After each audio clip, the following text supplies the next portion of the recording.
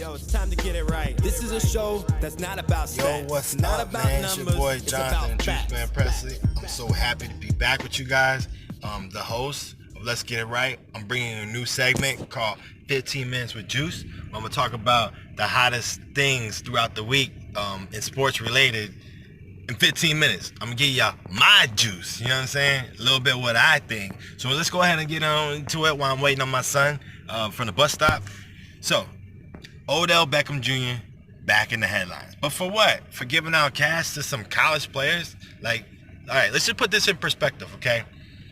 If a team makes the bowl game, that means the playoffs. You know, there's bowl games and so forth. Every team gets some money from participating in a bowl game at colleges, right? And they get some money for winning the bowl game, okay?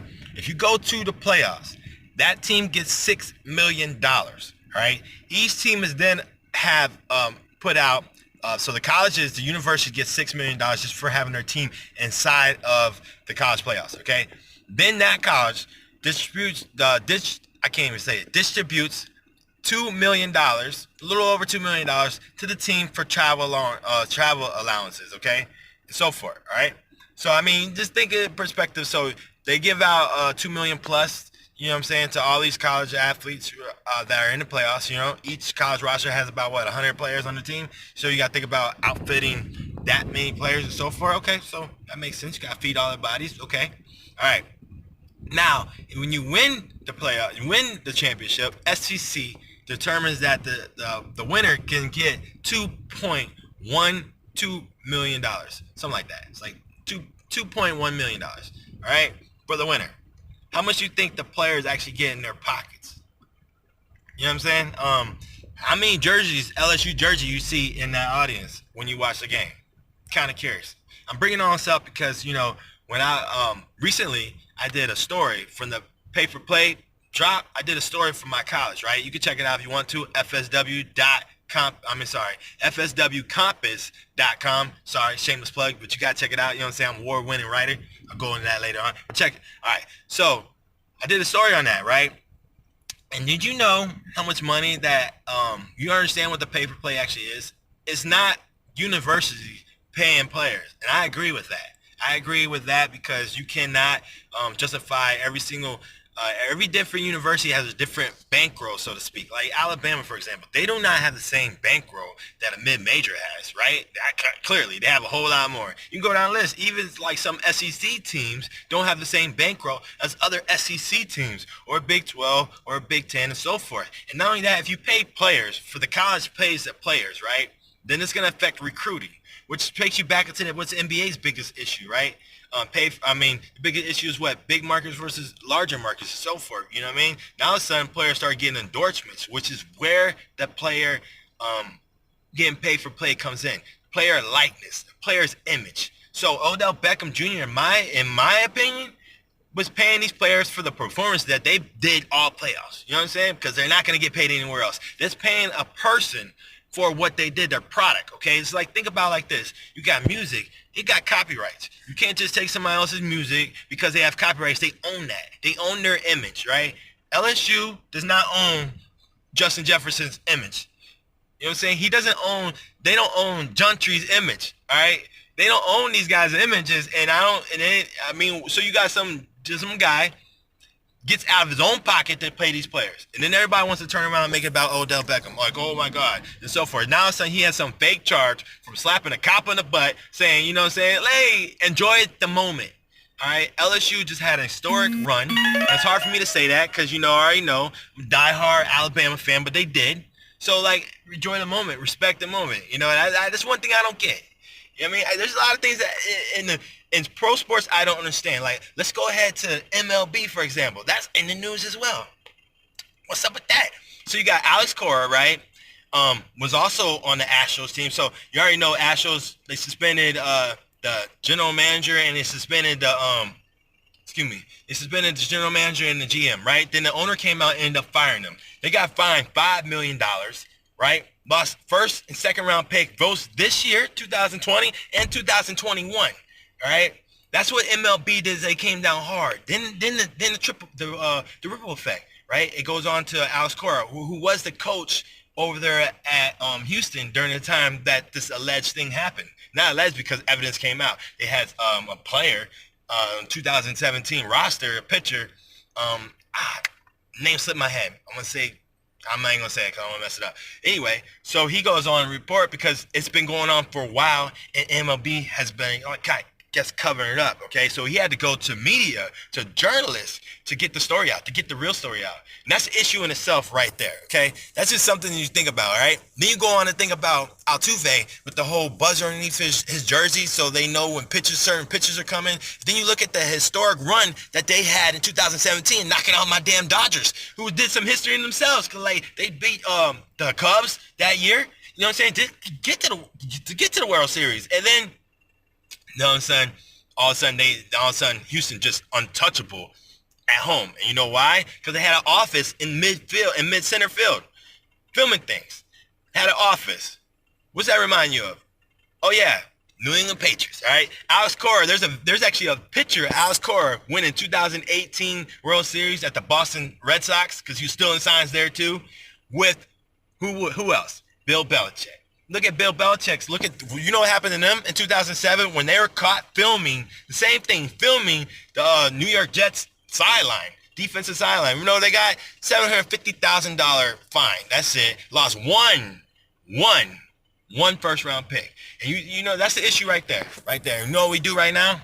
Who's the greatest coach of all time? Bill Belichick.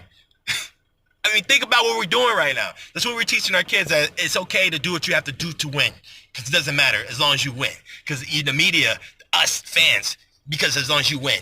All right? 6 titles, 3 of them questionable. You got the Deflategate, Spygate, the Tuck Rule. I mean, come on. What else? What else is there? You know, I don't even know. Like, the list goes on and on and on. So, I mean, the problem with everything is us in society. We do sit there and reward winners no matter how it happens. And it's a problem. You know what I'm saying? So you look at it like this. So MLB set down that harsh, strict punishment, right? I already told you what NFL did.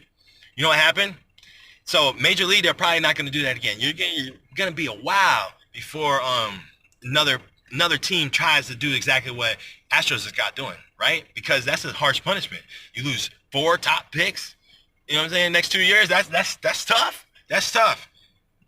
But NFL, on the other hand, it doesn't matter. I mean, look at the punishment. You just seen Bill Belichick and them doing the same thing to the Bengals. Crap production. Like, this is a problem, okay? Let's not sit here and act like it's not a problem. We make big deals of Odell Beckham Jr. handing out cash to these college kids, right? That are on a $500 a month freaking salary that they get for being a student athlete, something along those lines, right?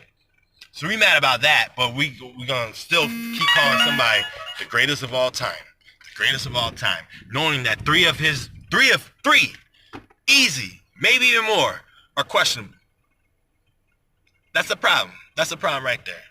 You know what I'm saying? And that's a nice way for me to segue straight into what's going on in the NFL. You actually got the playoffs. You know what I mean? I ain't going to tell you who's going to win because I don't know. And I'm not going to make no predictions because I've been wrong all year long. All right? But I'll tell you what I don't want to see.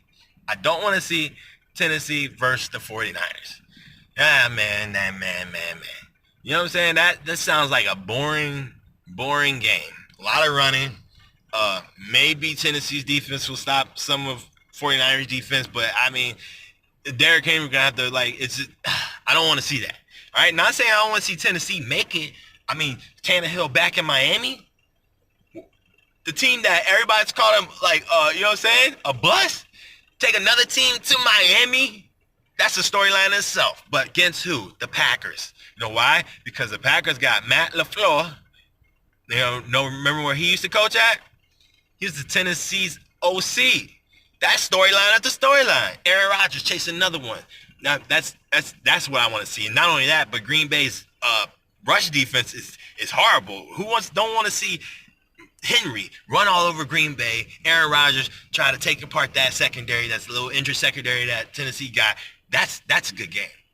Or how about Mahomes versus Aaron Rodgers? You know what I mean? Battle State Farm. Woo. That's a good one too. Hey, I would love to see Mahomes, one of the best offenses this year, versus what? The best defense this year? Who don't want to see who don't want to see Nick Bosa? I always said Joey. Nick Bosa and the crew going against Mahomes and the crew. I mean, that's what I want to see. That's exactly what I want to see. And I'm just excited. So, honestly, only thing I don't want to see is Tennessee versus 49ers. I think that might be a boring Super Bowl. All right? I'm not going to give you my picks because I don't have any. But I will tell you this. I have to say this before I close out because I'm running out of time. The reason that Kellen Moore is calling the plays, yeah, I went there. The Dallas Cowboys. I know y'all want to know what I feel about it, all right? Because he's familiar with the team. And no, I don't want to hear this. We had a number one offense, blah blah blah. A lot of that stuff was garbage yards. All right, I'm gonna call it what it is. You know what I'm saying? Dak led the league a lot of stats, right? But no fourth quarter comebacks, no wins when it mattered. And was that Kellen Moore, or is that a little bit higher up? My only concern is this sounds like a Jerry Jones type move, like Jason Garrett all over, where Jason Garrett was the offensive coordinator under Wade Phillips. You know, it kind of has a little, smells a little bit like that. But I'm not going to say it is that, okay? Because what I feel like, the biggest problem with the Cowboys over years and years and years is we get there and then we don't know what to do. Jason Garrett's my biggest knock on Jason Garrett was his time management. You know, I think he's horrible with gameplay production, like, you know, game preparation and clock management. And last year, we lost our identity in the middle of drives. We drive down the field, running the ball. We decide we're going to let Dak throw it. We drive down the field, throwing the ball. We decide we're going to let Zeke run it. Like, come on, man. And I think Mike McCarthy will help Kellen Moore come up with game plans. I think Mike McCarthy will be beneficial in Kellen Moore's growth. At least I'm hoping. The biggest thing I love is Mike Nolan. All right, Mike Nolan coming there, that talented ass defense. Excuse my language. That talented defense. And what you know what he's gonna do? He's gonna be able to adjust to everything because he ran 3-4, 4-3. You know what I'm saying? The bear, the 5-2, whatever you want to call it. You know, all jokes aside, I'm excited, man. You know. Basketball's back. I'm back, and I will be back more once a week, 15 minutes of juice. I promise you that. Remember, never chase money, only chase happiness. All right? Peace and love. We out.